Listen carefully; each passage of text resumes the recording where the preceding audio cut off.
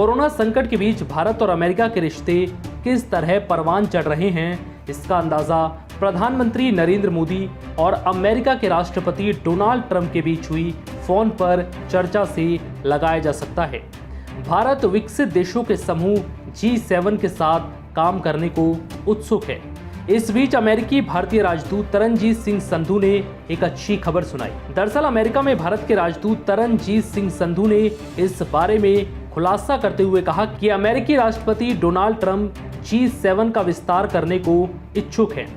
अमेरिकी भारतीय राजदूत संधू ने बताया कि फोन पर दोनों नेताओं के बीच कई पहलुओं पर बातचीत हुई, लेकिन दो मुद्दे इसमें सबसे अहम रहे।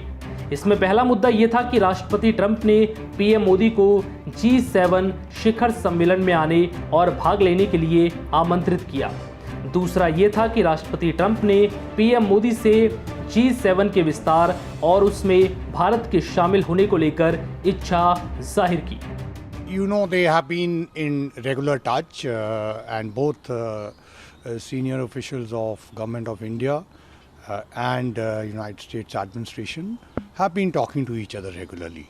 This particular phone call happened on 2nd, and in that, apart from other aspects, two particularly with regard to G7 were raised.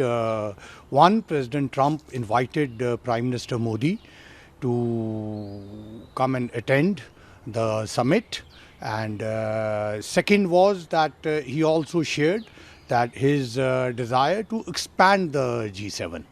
So on both these counts, India will be very happy to work with the United States, and I think the exact dates still have to be finalized. Once they are done, and they will be communicated to us.